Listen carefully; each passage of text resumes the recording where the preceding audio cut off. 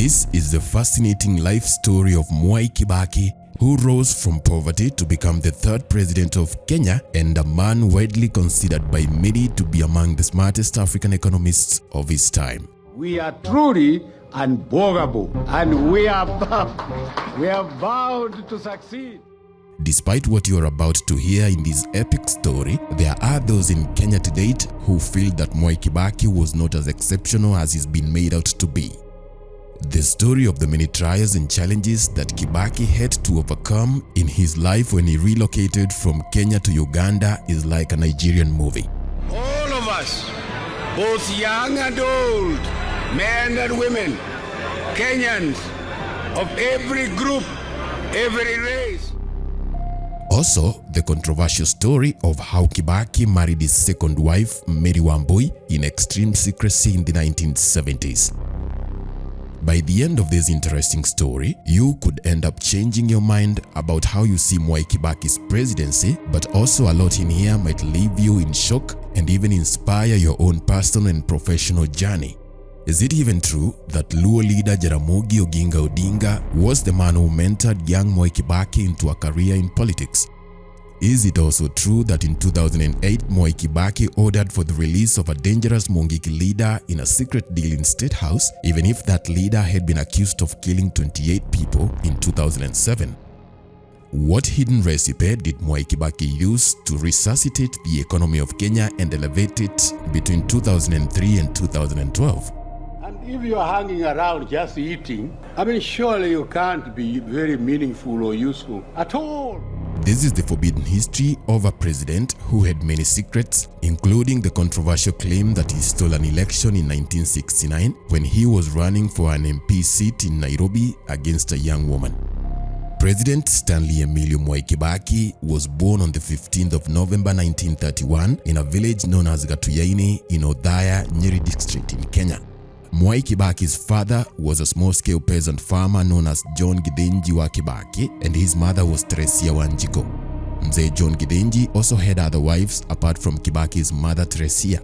In the period when Mwai Kibaki was being born, his dad already had 7 other children, and young Kibaki therefore became the last-born child in his father's large family. Mwai Kibaki was the last of 8 children born to Kibaki Githinji and Teresia Wanjigo in 1931. Just like their neighbors in the village in Gakuyaini Othaya, Mwai Kibaki's parents were involved in small-scale farming, livestock keeping and lumber business, the sale of timber made from trees found in the surrounding Mount Kenya forests. It is narrated that Mwai Kibaki's father, Mr. Githinji, saw the small boy to be too weak and delicate physically for the hard labor his brothers were doing in the farm, and that is why Mzee Githinji had no problem giving up his last-born son to the British Christian missionaries when they came begging for children to educate. And therefore, just like that, Mwai Kibaki, who had been given the name of his uncle, was enrolled at Gakuyaini Primary School, where they taught him to read, write, and simple arithmetic for a period of 2 years. In the classroom, Mwai Kibaki was a quick learner, and by the year 1944, his father was impressed and decided to invest more in the boy's education.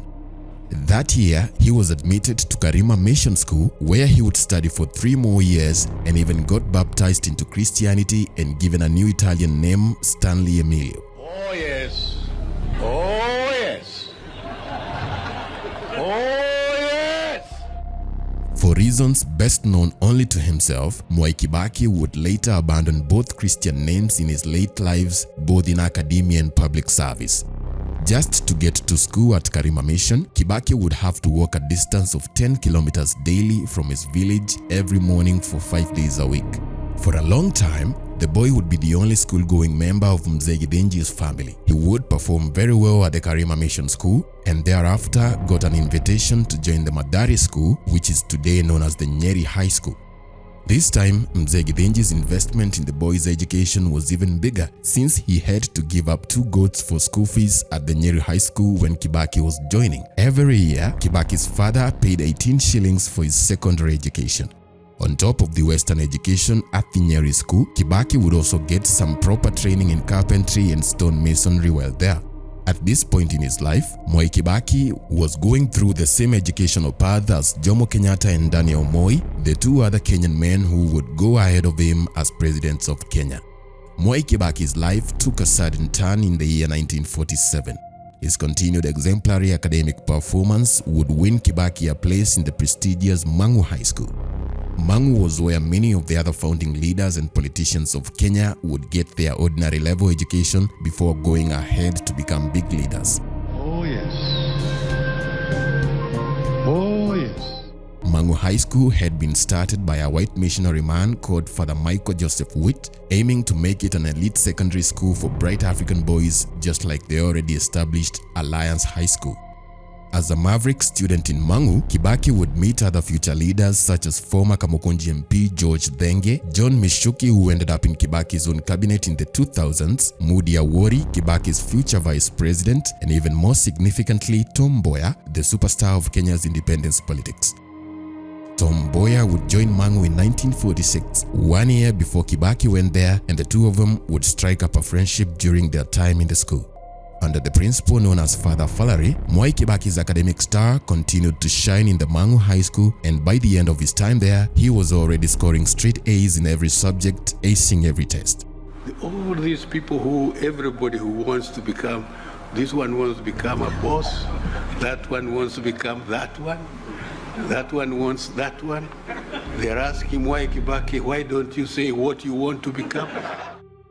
What many don't know is that Mwai Kibaki's big dream after Mwangi was to join the army, but his dream to be a soldier was not going anywhere because by the time he was sitting his final exam, the colonial administration had already declared it illegal for young men or even old men of the Kikuyu, Embu and Meru tribes to join the military, then known as the King's African Rifles.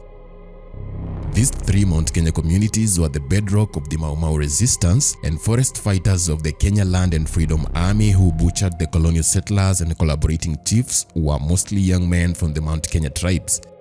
And therefore, once he had graduated from Mwangi High School, Kibaki would have done well enough to be invited to join the Makerere University College in Uganda, which he did in 1951. In Makerere, Kibaki would study for a bachelor's degree in economics, history and political science. I have some few things I want to read to you. Oh yes. While in the university, Kibaki would also get himself involved in the leadership and politics of student organizations. He would end up being elected as the secretary of the Organization of East African Students at the Makerere University College. Makerere University was still at that time a subsidiary of the University of London, offering degrees to African scholars on the behest of the British institution. While a majority of African countries had a surplus in their balance of payments of some 600 million in 1973, this surplus turned to a deficit of about 150 million in 1974. And for Kibaki would also chair the Association of Kenyan Students studying in Makerere during his time. Between the year 1954 and 1955, Mwai Kibaki was elected as the vice chairperson of the larger Makerere Students Guild, which represented every other student in the entire university college. Despite his many activities as a student leader on campus, Mwai Kibaki would go on to graduate top of his class, getting the highest distinctions of any student in the history of that department. How can you suddenly become very clever? Umekuwa very clever. Needless to say, Kibaki was the only one graduating with a first-class honors in his economics and political science class that year at the Makerere University College. The British professors running Makerere at the time were so impressed by the academic rigor of the young Kenyan boy that they offered him a blank check to study economics more seriously at any British university of his liking. When this opportunity came, Kibaki knew what he wanted and he applied to study at the prestigious London School of Economics, LSE. While he was awaiting to travel to start his degree in public finance at the LSE, Kibaki would get his very first employment offer as an assistant sales manager at Shell East Africa, a subsidiary of the giant petroleum distributor in Kampala. This first employment opportunity enabled Kibaki to raise money for his expenses as he began the next phase of his higher education abroad. Kibaki landed in London Heathrow in the year 1956, the year they killed Dedan Kimathi, and immediately commenced his training in public finance. A beautiful city in the sun. It was very beautiful. As an economics student in London, Kibaki had further refined his career goals and interests, and away from his juvenile Mwangi dreams to join the army and his lessons in history and politics at Muchire, he was now more interested in economics, the main subject of his Muchire training. Furthermore, in his new chapter in London, Kibaki, now 25 years old, was intrigued by the intersection of the economics and the political science he had studied in Uganda, and that intersection happened to be public finance. In those years, the young Kikuyu intellectual would get attracted to the economic philosophy of John Maynard Keynes, a British economist who had formulated the famous Keynesian economics. Keynesian economics believed that governments should encourage and even fast-track high economic activity amongst its people by spending more money to spur consumerism and enterprise, which would in turn help the people themselves contribute to their own economic growth. This is what I said in Swahili to these people, that we view family planning education as an extension of personal liberty. The man, the woman are then able to make personal decision, a family decision, as to when they want their children. Later on in his public service years, Kibaki would borrow heavily from the Keynesian economics he had learnt in London in the 1950s, especially once he had been elected as president in 2003, and even a bit earlier when he had been finance minister in the previous KANU regime. Mwai Kibaki's special talent in economics would become even more apparent when he once again graduated top of his class with a first-class honors, easily becoming the first African person to get those kind of grades at the London School of Economics at the time. My views, which really are government views, is that family planning is an integral part of development planning. It is an essential part for the reason that you cannot hope to plan other forms of production if you cannot plan the production of the main resource, the human being. He would go back to Uganda's Makerere University after graduating from the British institution in the year 1959. Back in Uganda, he would get a job as an assistant professor teaching in the same department of economics where he'd been a student 3 years earlier. His impressive intellectual capabilities and a track record of good student leadership at Makerere University would win Mwai Kibaki the respect and friendship of many young Ugandan scholars at the time, many of whom ended up joining the fray of independence politics in the 1960s right after graduating from Makerere. One of Mwai Kibaki's many Ugandan friends from his Makerere days was Dr. Milton Obote, who would become the first black president of independent Uganda. Kibaki's reputation as a top African scholar and academic had been spreading far and wide, and that is how Dr. Obote and his colleagues at the Uganda People's Congress Party sought him out for help in writing their economic plan, because just like their counterparts in Kenya and Tanzania, they too were in the struggle for their country's independence. This way, it came to be that the first blueprint on Uganda's economic formula after gaining self-rule had been written by Mwai Kibaki. And what we should all proclaim is that we have the resources in this world to eradicate disease, poverty, and illiteracy. By the year 1960, Thomas Joseph Mboya, aka Tom Mboya, Kibaki's school buddy from their days in Mangu, was among those Kenyan leaders back in Nairobi who wanted to create a new political party that would push for the release of the Kapenguria 6 detainees, as well as agitate for full independence of Kenya. The Kenya African National Union KANU had not been born yet, and Mzee Jomo Kenyatta was still under house arrest in Maralal.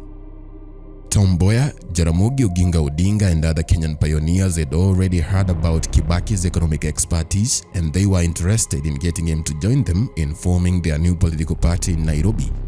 The narrative about who exactly persuaded Mwai Kibaki to return to Nairobi from Kampala is divided into two parts, but in his lifetime, President Kibaki would never confirm any of the two versions of the story. Some claim that Tom Mboya himself traveled all the way to Makerere University to convince Kibaki to quit his job and return to Nairobi because of their long-running friendship from back in the day. Mwanzo huu wa kujenga hapa katika Webuye ni mpango ambao sisi tunategemea. Others believe that the late Kenyatta era minister Charles Njonjo is the one who received Kibaki at the airport in Nairobi on the day that Kibaki was returning from further studies in London, and even offered him a brand new car as a bribe to persuade him not to go back to Uganda. Then there's the third version of this story, provided later by former Prime Minister Raila Odinga at Mwai Kibaki's funeral service in Nyeri, and he would testify that first Vice President Jaramogi Oginga Odinga is the man who got Kibaki to abandon his teaching job in Muchire University and come back to the Kenyan politics. According to Raila, it would happen that in 1960, Jaramogi Oginga Odinga, his father, who had been himself a graduate of Muchire University College, would be visiting his friend Milton Obote in Kampala. In his office, Obote, who just like Jaramogi was older than Kibaki, would show the manifesto of their own Uganda People's Congress Party to his friend, the future president of Kenya. Obote would go ahead to shock Jaramogi by telling him that the manifesto had been designed and written by Mwai Kibaki, a Kenyan professor based at Muchire, and Jaramogi Odinga would become very intrigued and interested in meeting this Mwai Kibaki and convincing him to return to Nairobi. And therefore Jaramogi Oginga Odinga, Tom Mboya and Charles Njonjo would persuade Mwai Kibaki to come back to Kenya permanently to help them with the economic manifesto for their own independence party, which was to become KANU. Please let us do it, whichever way you want to do it, but by all means. As part of this welcome package, Mwai Kibaki was gifted a brand new car, and the rent of his new place in Nairobi was paid in advance by the leaders who were his seniors both in age and political experience. It was while constantly shuttling between Kampala, Nairobi and London as a foreign student and professor that Kibaki would meet a young woman called Muthoni, in whom the young scholar would start to develop a keen interest. Lucy yuko hapa, angewasalimu sijui, njoo useme kitu. Lucy Muthoni was from a Christian upbringing, and her father was a preacher at the PCEA church. From when she first met Kibaki in 1959, Lucy had been a school principal at the Kamboi College in Kiambu, and before that she had been a teacher at the Kamwenja Girls College. Kibaki was older than Lucy by 5 years, and they were both well educated for their time, with Lucy having gone to the Alliance High School at the time when Kibaki was in Muchire. While they were dating between 1952 and 1961, Kibaki would make it a regular habit of commuting from Nairobi, where he worked as a KANU party executive, all the way to the village of Kwamaiko in Githunguri, where his fiancée was a school principal.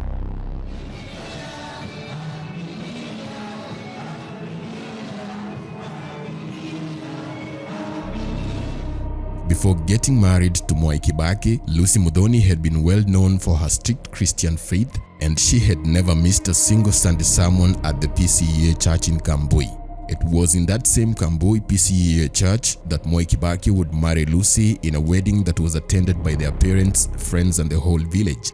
Lucy and Kibaki would have 4 children named Jimmy, Judy, David Kagai and Tony. By 1960, it was becoming pretty obvious that Kenya, similar to other colonies in the British Commonwealth, would soon be free to govern itself.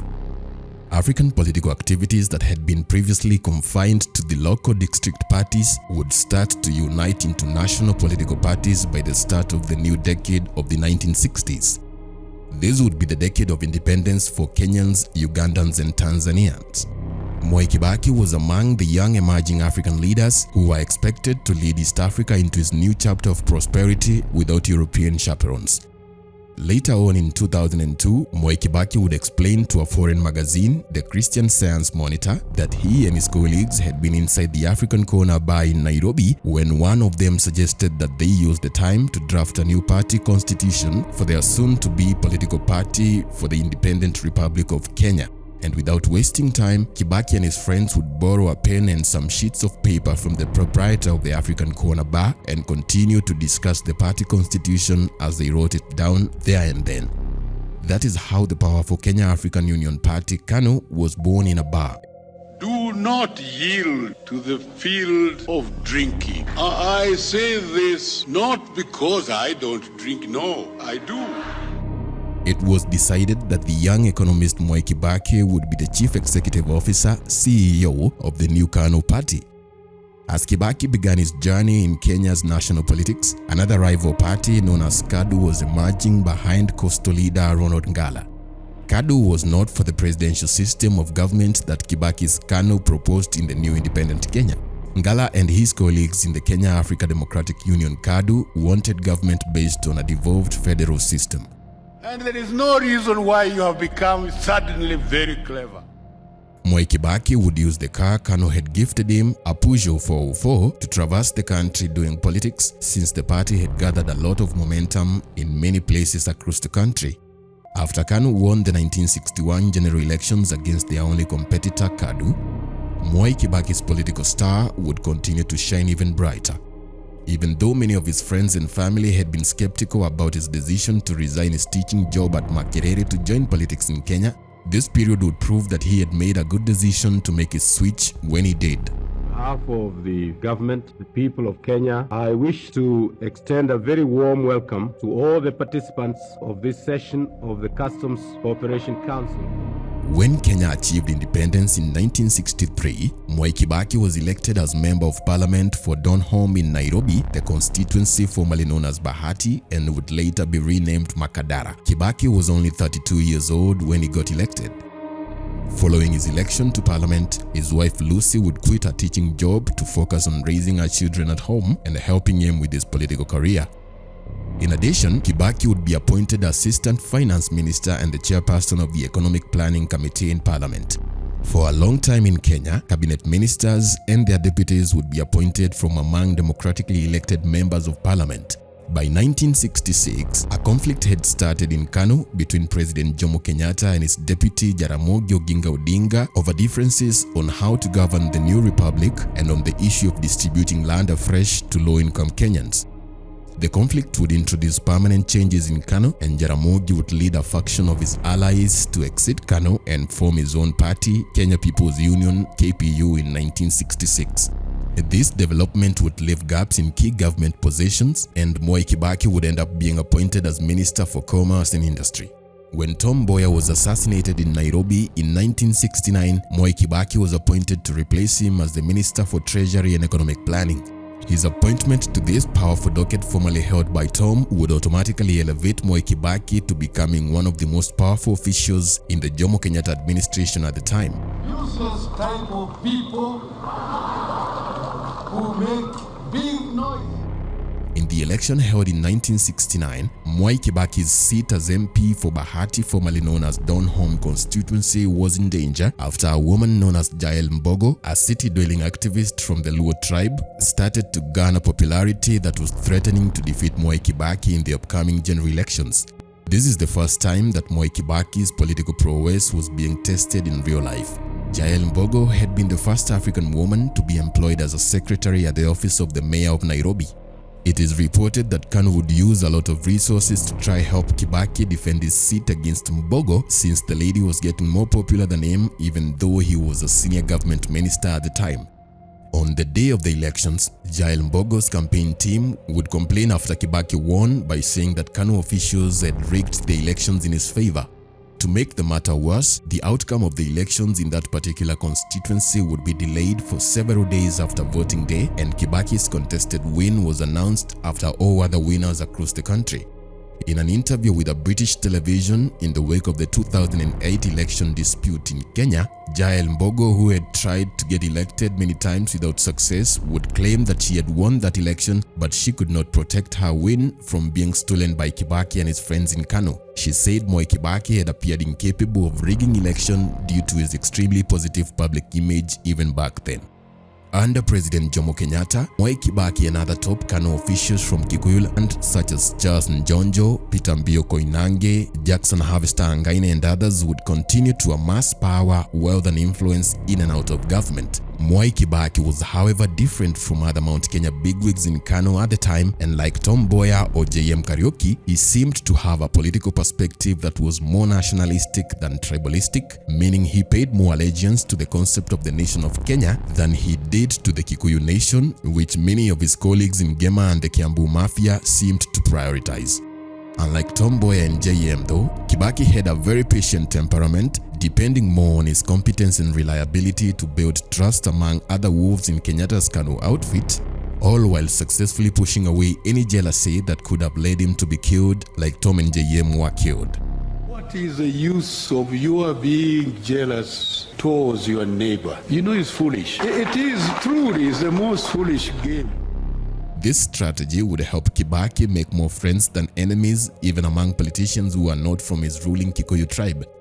Kibaki's unique political character was best displayed one time in a meeting that was held by the leaders of GEMA. GEMA being short for Gikuyu, Embu and Meru Association, a quasi-government organization formed in the year 1971 by Mzee Jomo Kenyatta himself.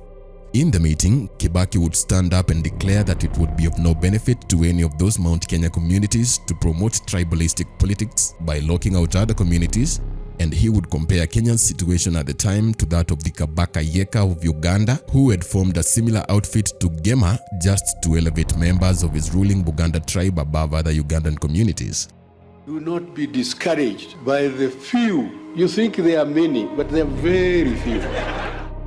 Between 1969 and 1974, Mwai Kibaki implemented many important changes and initiatives as the Minister for Economic Planning and Finance. The assassination of Tom Mboya had removed an important player in Kenyatta's team of economic experts working day and night to bring the economy of Kenya to international standards. Mwai Kibaki would prove to be a perfect replacement for Mboya's economic brainpower, and in his place as Kenyatta's economic minister, he would apply many of the economic concepts he had learned in London and Muchire. Well, we used to sell about 10% of our total manufactured products to Tanzania. As it is now, with the border closed, we are not selling very much.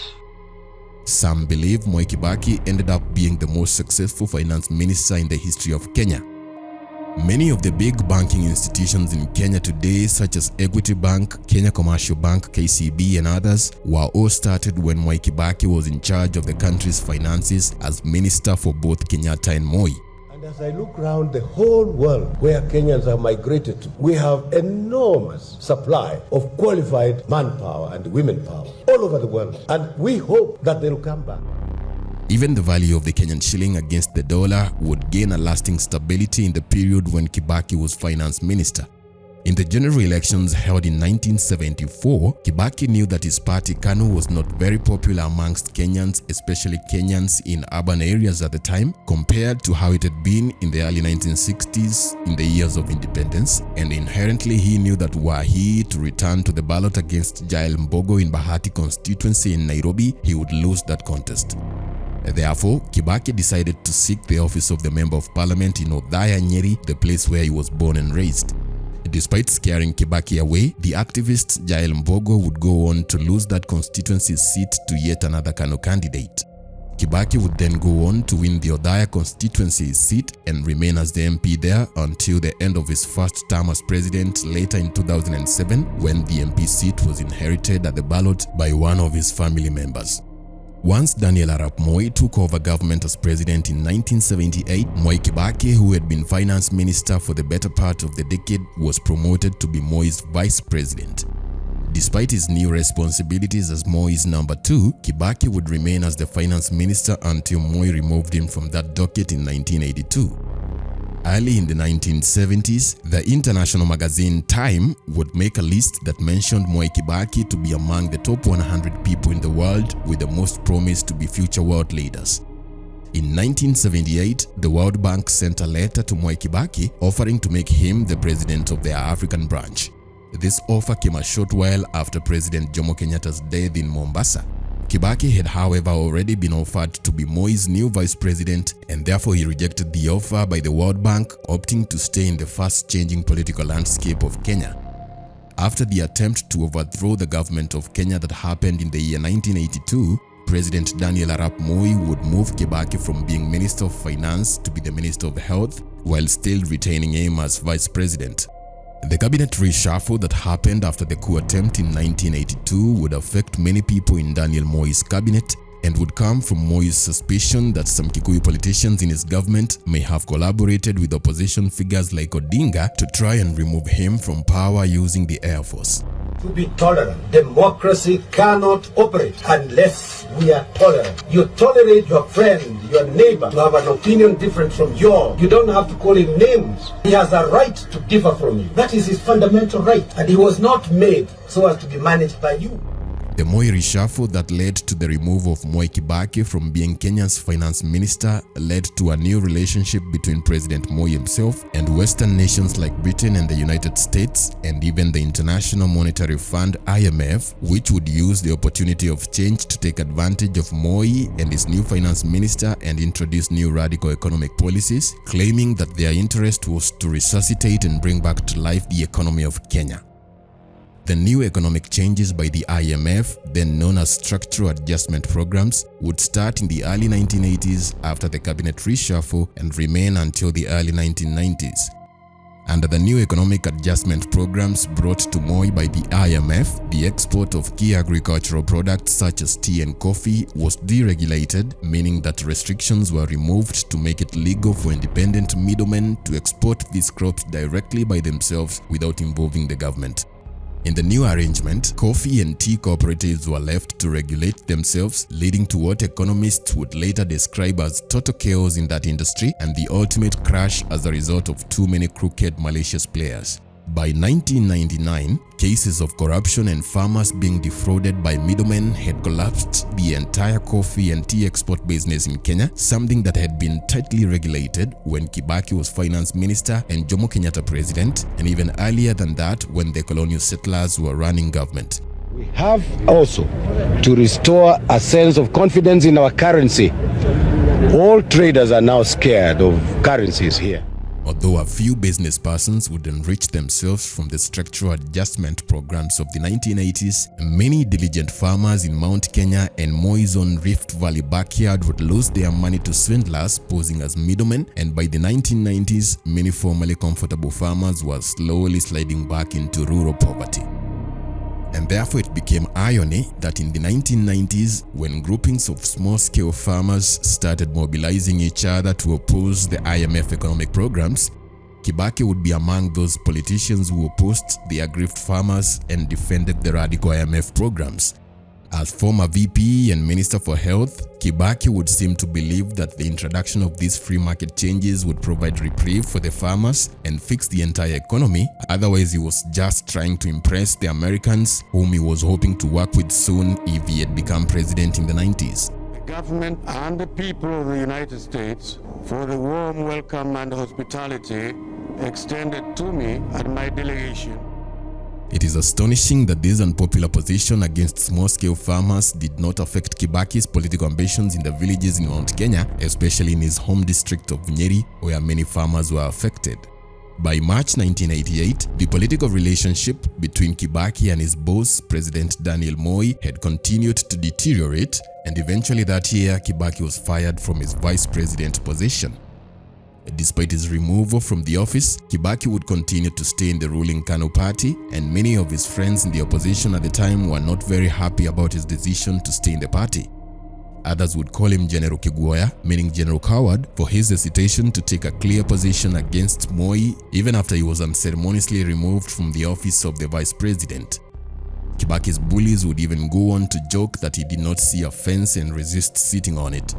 They forget what I believe is fundamental. In life, between persons, the most important thing is not that you hit the other fellow and knock him down. It is rather that you come to understand each other. After the Moi administration repealed Section 2A and multi-party politics returned to Kenya, Kibaki would get his own window to escape from KANU without ruffling the feathers of President Moi, as many had been urging him to do for a while. Mwai Kibaki would eventually resign from the ruling party in the year 1991, after which he created his own political party known as the Democratic Party (DP). Mama kwa jina la Democratic Party. Ta! Ta! Ta!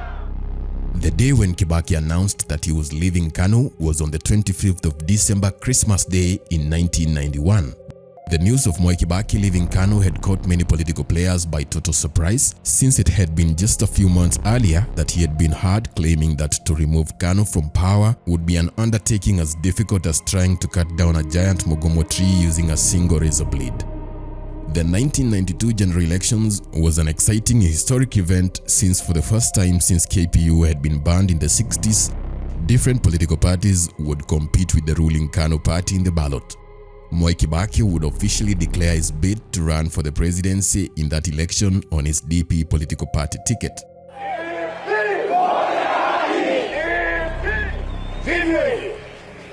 sisi tutajua kwamba tutashinda. Although multiple candidates would show interest in the 1992 electoral race for the presidency, the opposition candidates could not unite under one banner, and President Daniel Moi emerged winner of that presidential contest. Mwai Kibaki came up third in that election. 5 years later, in the 1997 general elections, Kibaki would emerge again as a major contender for the presidency, since he had built his profile as an opposition leader in the 5 years since the reintroduction of multi-party democracy, and others with him in the race were Kenneth Matiba and Raila Odinga, since Jaramogi Oginga Odinga had died in the period between 92 and 97 elections. By the elections of 1997, Kibaki was already a seasoned politician, soon to be 70 years old.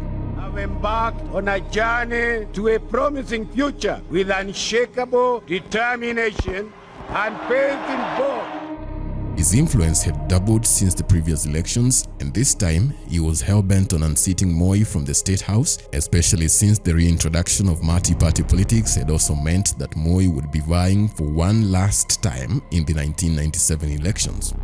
Once again in the 1997 elections, Kibaki and his fellow opposition candidates ended up divided along tribal lines, and Moi won again easily, just like he had in 1992. After the elections, Kibaki and Raila Odinga, the other major contender in the 97 elections, would come together to accuse Moi and the KANU government of rigging the elections by stealing votes through ballot stuffing.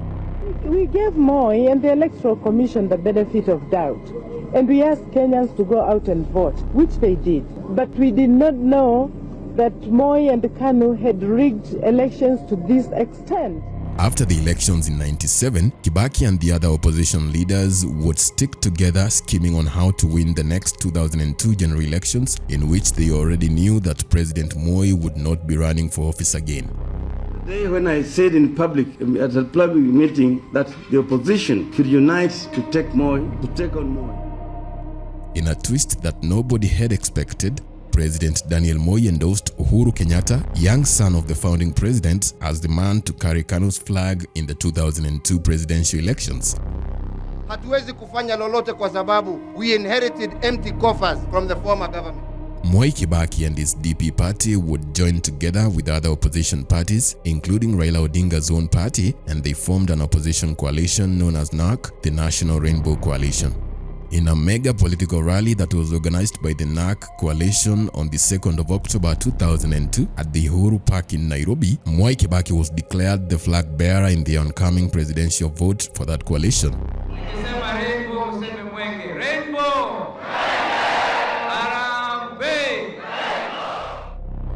The choice of Kibaki came as a result of an agreement he had arrived at with Raila Odinga, an informal agreement for Raila to support Kibaki's bid for presidency on the condition that Kibaki would share power with Odinga once in office by changing the constitution and creating a powerful office of the Prime Minister as a way of allowing Raila Odinga's people to enjoy as much access to government resources as Kibaki's own people would. I am very depressed when I hear many people express words of despair, and many of them are also people inside the church. On the 3rd of December 2002, just a few weeks to the general elections, Kibaki would be seriously injured in a car accident that happened as he was heading back to Nairobi from a political function in Machakos. This accident would lead to Kibaki being treated in hospitals in Nairobi and London. Following his accident, Kibaki's colleagues in the NARC coalition would continue to campaign for him in his absence. The general elections were held on the 27th of December 2002, and Mwai Kibaki was declared winner with a whopping 61% of all the votes cast. His opponent from KANU, Uhuru Kenyatta, would come second with just 31% of the votes. Now concede that Mr. Mwai Kibaki will be the third president of the Republic of Kenya. When Kibaki was sworn in as third president on the 30th of December 2002, he had not even fully recovered from the accident injuries, which did not stop. Kibaki's inauguration was a chaotic ceremony at Uhuru Park. Protocol was thrown out of the window as the outgoing president Daniel Arap Moi faced humiliating insults from members of public, which did not stop thousands of Kenyans who would come out to witness the change of guard at the Uhuru Park in Nairobi, with many of them singing farewell songs to mock outgoing President Daniel Arap Moi.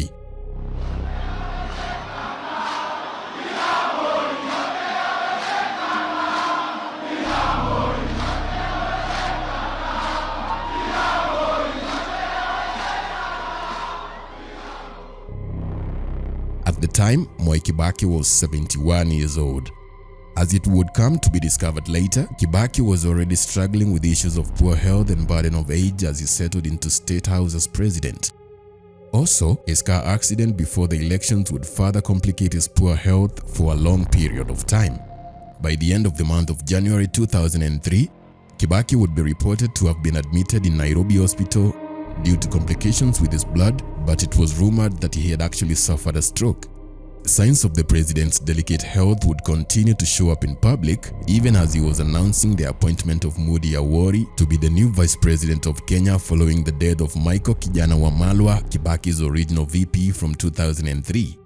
Some still believe that President Kibaki's poor health in his first term resulted in some serious political decisions being made not by him but by others close to him at the time in the State House. In spite of all this, Mwai Kibaki would go on to preside over a period of great prosperity in Kenya, aggressively applying Keynesian economics in his policies that triggered an innovation boom among Kenyans of all ages. They began bringing a lot of doubt as to whether in January, which is only next week, whether this will be implemented or not. Free primary education for all was among this milestone achievement, something that earned Kibaki the respect from leaders across the world who had failed to implement similar programs in their own countries. A living person not already encountered who you'd most like to meet? I would like to meet the new president of Kenya because he abolished school fees for poor children and 1 million extra children showed up at school. During the Kibaki presidency, local Kenyan industries would transform the country's small-scale business sector, which in turn created a boom in bigger industries such as banks and other local enterprises such as Safaricom's M-Pesa and the Boda sector within a few years after Kibaki left. However, even as Mwai Kibaki got to practice his economic policies as president, the political side of his leadership and mandate bore the brunt of his economic success, especially since he would end up falling out with all his friends who had helped him win office, and more so the ones who believed that due to his age and health, they would be able to rule through him or even take over in case he died in office. Even though free primary education opened up education to all children in Kenya, disagreement had started to appear in the ruling National Rainbow Coalition. There would emerge two separate factions in the new government, and the faction led by Raila Odinga would complain that President Kibaki had betrayed many of the pre-coalition agreements between himself and Odinga's side. Kibaki would refuse to fulfill his promise to Odinga to share power by making Raila Prime Minister, in spite of that having been Raila Odinga's main motivation to support Kibaki as part of their pre-election gentleman's agreement. It means in effect that Kenyans have given me a challenge to go ahead and fulfill all those things that I personally have been promising. Others would be quoted complaining that Kibaki had allowed his own tribesmen from Mount Kenya to introduce adverse tribalism in government, just like Moi and Kenyatta were accused of doing before him. In the same period of his first term in office, different kinds of scandal was catching up with President Kibaki concerning his two wives. It is reported that a married Mwai Kibaki would fall in love with another woman known as Mary Wambui, and that he pursued a relationship with Wambui even though he had another family with Lucy and kids. Mary Wambui was a political activist in KANU, and she would claim that she had gotten married to Kibaki in secrecy in a traditional customary Kikuyu ceremony in the year 1972. Mary Wambui would say that she met Mwai Kibaki when she was a grassroots mobilizer for KANU in Nyeri back in the day. Drama would start after a major Kenyan newspaper wrote a story about Kibaki's less-known second wife just after Kibaki became president. His legal first lady Lucy Muthoni was not very happy about the media stories, and she would immediately release her own statement to the public, insisting that the president had only one wife, and that was herself. This is my wife, Lucy, and I want to state something you know, and I know, and everybody else knows, that I'm married and I have only one wife. Mary Wambui would go on to be elected as Member of Parliament for Udhaya, Kibaki's old constituency, and during the time when he was president, she was said to live with security escort provided by the Kenya Police that would accompany her whenever she went. Wambui's only child, Winnie, had been known to declare in public that President Kibaki was her biological father, saying she used to accompany the old man in his presidential plane during the numerous official trips that he did to other countries as a head of state. Fellow Kenyans, I am inheriting a country which has been badly ravaged by years of misrule. On the 21st of November 2005, a referendum vote would finally be proposed to figure out if Kenya really wanted a new constitution. The main referendum question that year was on whether a new constitutional draft would lead to the reduction of some of the presidential powers and whether Kenyans would choose to fall back to their old systems of federal representation that had been briefly introduced earlier in the 1960s, known as Majimbo. It is widely recorded that Kibaki and his close allies in the now fractured ruling coalition government would be accused of changing the initial constitutional draft, known as the Kilifi draft, before it could reach the floor of parliament to be passed by the MPs. The Attorney General, Amos Wako, was said to draft another version of that new proposed constitution in which he would tweak parts to give the president sweeping powers, most of which resembled the centralized power enjoyed by the first two presidents of Kenya. Kibaki's team wanted to pass a new constitution which he believed would give him more room to implement the policies he wanted, good or bad, without a lot of political higi-haga from other people. But the other half of the National Rainbow Coalition, led by Raila Odinga, believed it was time to reduce the powers of the president even further and spread out the decision-making to even more leaders in that wing of government, and that was the other reason why Raila and his team insisted on the Prime Minister's office. And I like every one of you, wherever you are, please visit some corners where there are individuals still finding it difficult. We are telling them children are paid for, schools are provided for. Raila Odinga, Kalonzo Musyoka, even Kibaki's 2002 competitor and KANU leader Uhuru Kenyatta would all come together to say no to the edited draft from President Kibaki and Amos Wako, and the symbol of their no campaign would be an orange fruit. Kenyans would go to the ballot to vote on the referendum in 2005, and the No campaign led by Odinga, Uhuru Kenyatta and Kalonzo won the referendum, hence rejecting the new proposed constitution altogether. Those who were saying yes under the banana symbol lost with 42% of the vote. It would seem that losing the referendum vote would anger President Kibaki and other powerful players in State House who had been counting on passing the new constitution before the 2007 elections.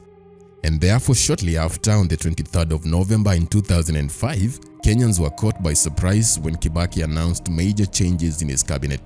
President Kibaki would effectively fire almost all his cabinet ministers in that reshuffle, saying the following in the press statement, and I quote, "Following the results of the referendum, it has become necessary for me, as the President of the Republic, to reorganize my government and make it more cohesive and better able to serve the people of Kenya," end of quote. Following the results of the referendum, it has become necessary for me, as the President of the Republic, to reorganize my government. Those not affected by Mwai Kibaki's cabinet chop were Moody Awori, the Vice President, and Attorney General Amos Wako, whose office was protected by the Constitution. A new cabinet would be formed, and many of the key ministerial dockets were reassigned not according to the pre-election NAC agreement, but now according to who Kibaki trusted to do what he wanted in those key places. There's no reason why we can't make you a minister, and there is no reason why you have become suddenly very clever. Many of those key sectors would of course be assigned to men of Kibaki's own Mount Kenya backyard. Some of the leaders in the Raila Odinga opposition faction who had been fired in the cabinet reshuffle were said to reject new offers to return to the Kibaki cabinet. First Lady Lucy Kibaki would be the first State House insider to give the public a hint that in spite of everything happening at the time, the president would indeed seek a second term.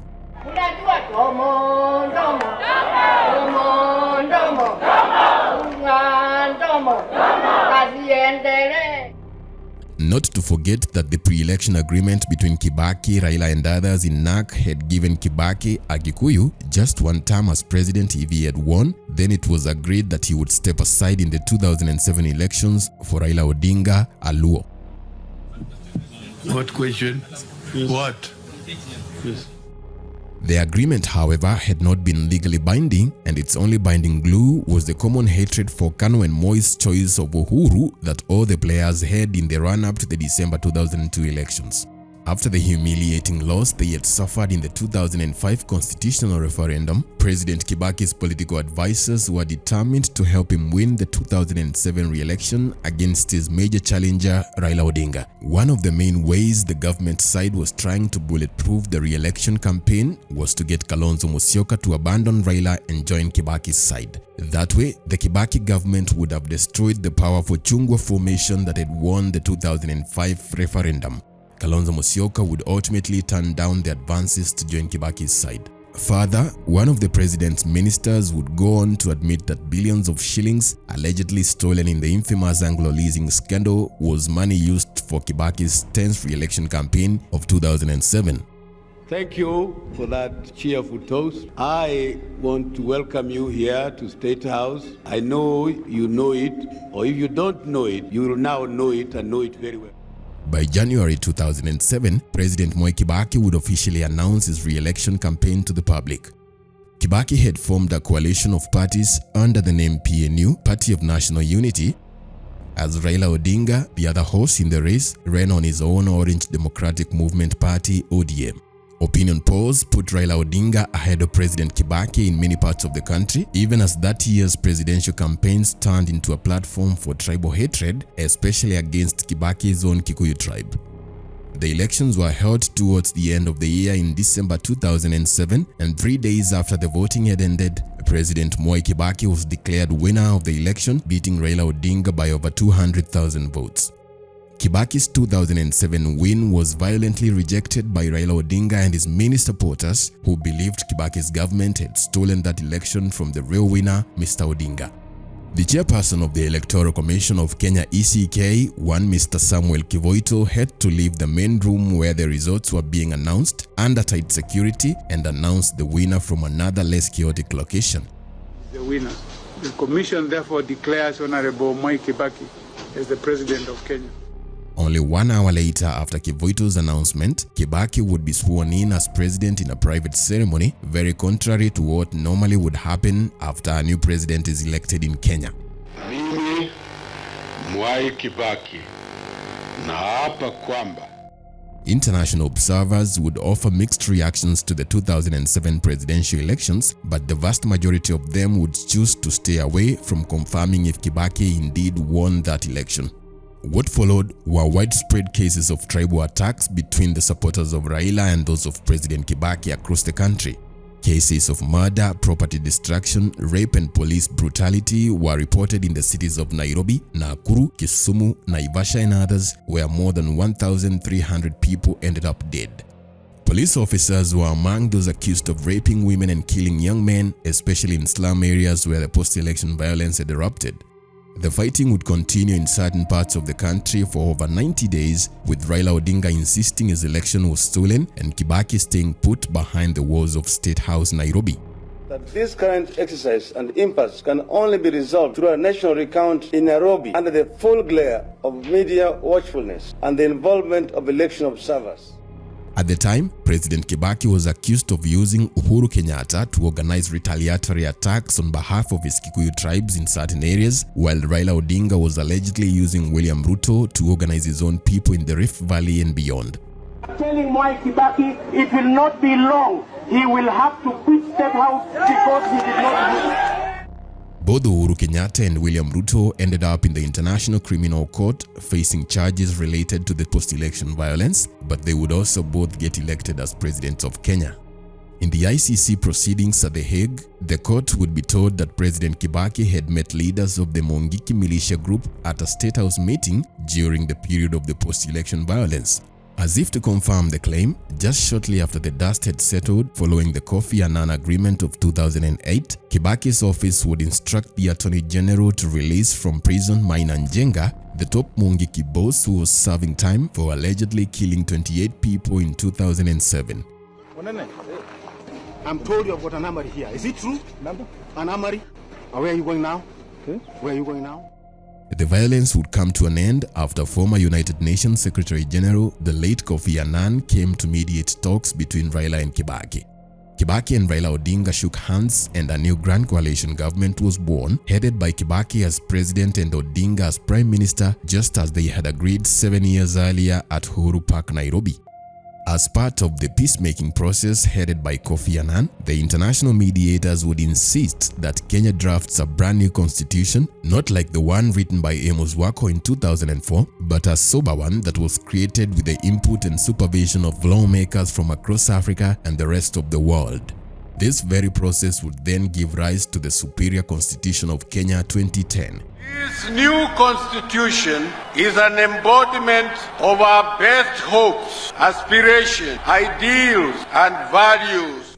In the month of June 2008, Mwai Kibaki would finally resume his everyday work on the economy of Kenya, having dealt very poorly with the political side of his office in the 2007 re-election saga, and here he would launch the Vision 2030 roadmap for future Kenyan leaders. So many people are fond of reminding me that I am soon going to retire, and I want to tell them I have not forgotten. His target was to help Kenya become a middle-income economy by the year 2030. When he finally retired from the presidency in 2013, Mwai Kibaki had many achievements to be proud of as the third president of Kenya. The economy of Kenya would grow by leaps and bounds during the 10 years of the Kibaki presidency. Others like to say that beside his legacy, Kibaki did not do very well in the political side of his presidency, and he might have left his people of the Kikuyu tribe in a more isolated place nationally than they had been when Moi left. We are now able to fund over 95% of our government budget from local sources. His focus on building a resilient economy has been accused of happening at the expense of the political cohesion of the many Kenyan tribes. This is not to say that Mwai Kibaki did not try to fight government corruption during his time in office. Those of you that have now been elected to parliament, let us make up our mind from the very beginning. We shall fight corruption. That's the only way we are going to have a new nation. For example, in February 2006, President Kibaki had fired 2 senior ministers in the health and energy ministries over corruption allegations. They were ministers Kiraitu Murungi and George Saitoti, accused of being involved in the Anglo leasing scandal and the Goldenberg scandal of the 1990s respectively. Further, after careful consideration, I have today accepted the request by Professor George Saitoti to step aside. This was not the only time high-level corruption had been associated with the Kibaki presidency. During his first term in office, his second wife, Mary Wamboi, and cabinet minister Chris Murungaru would be accused of using state machinery to facilitate a drug trafficking business in and out of the country. The report on the investigation into the conduct of the Artur brothers, alluding to highly placed people in government. The 2 Kibaki insiders would be linked to 2 foreign criminals known in media circles as Artur brothers. Sagasian Artur and his brother Magarian were once even said to storm the media offices of the Standard newspaper in February 2006, assaulting reporters to stop them from publishing a story that connected Kibaki's second family to drug trafficking. The Artur brothers would end up leaving Kenya after Parliament started asking questions about their activities and links to the Kibaki State House. In the education sector, Kibaki would have the biggest legacy of all the presidents, starting over 17 new universities in the country in his time, compared to the less than 10 universities he had found that were there in the Moi era. I wish to state that as I exit the stage of leadership, I have no doubt in my mind in the able leadership of President Uhuru Kenyatta. President Emilio Mwai Kibaki died on the 21st of April 2022 and he was 90 years old.